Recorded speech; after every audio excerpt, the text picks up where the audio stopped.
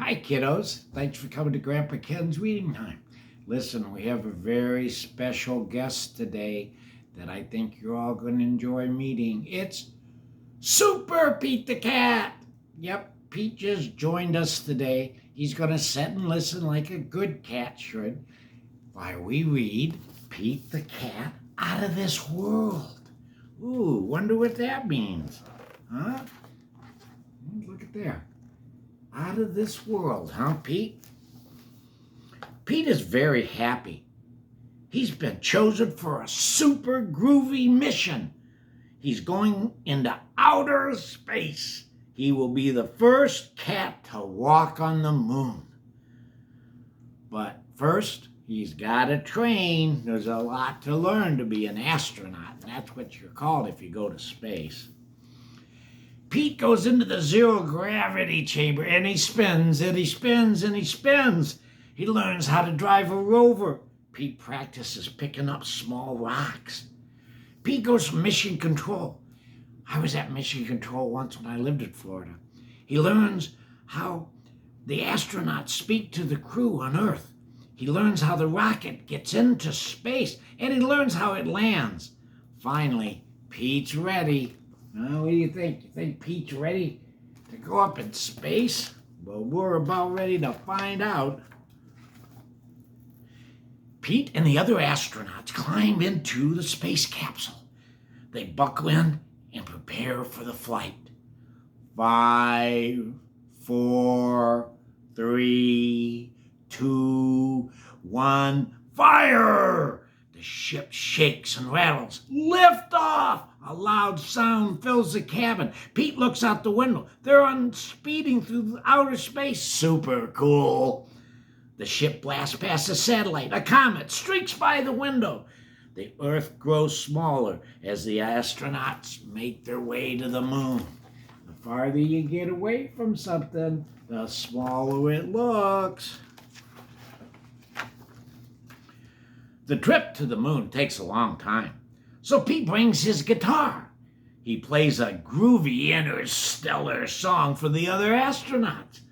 The astronauts float through the cabin to the beat of Pete's song. Mission Control listens in. Cool beat, Pete. Very cool, they say. Huh? Look at them, they're all floating around. Huh? They're floating around in space and he's playing his guitar. Pete likes his guitar.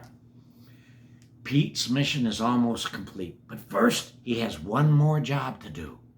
He straps on a jetpack and heads towards Mars. Pete takes out a special camera, he points it at the red planet and starts to take pictures.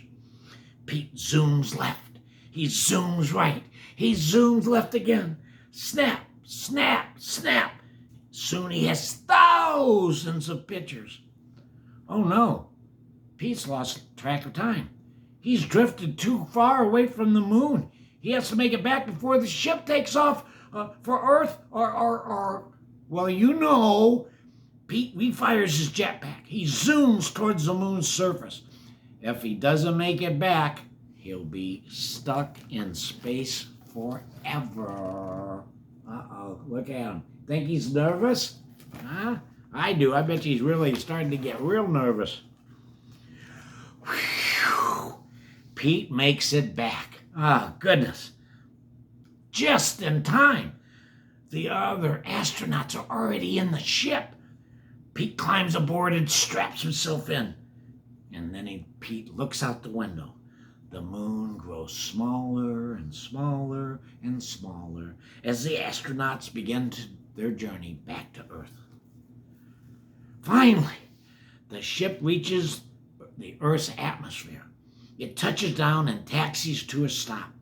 Mission Control, yay! We did it. They're glad to have their astronauts home safe, and they can't wait to see the pictures and rocks that Pete collected, huh? Boy, he's just a hero. Pete can do anything. Pete's trip to outer space was one out of the world. He's psyched to have his feet back on solid ground. But he hopes to get to go up again soon. Mars seems like a groovy place to explore next. Rock on, Pete. That's what they all say, huh? Rock on, Pete. Well, Pete really has a lot of fun adventures, but he learns that one of them is his dreaming and his plans are very important to him. So don't forget your dreams. Don't forget thinking good, positive things about other people and other times. And remember, keep coming back to Grandpa Ken's Reading Time on YouTube and tell all your friends about it. You all know you're my friends too. Even these guys, and I miss you more. You guys have a great evening or day, and remember, Grandpa Ken loves all the kiddos.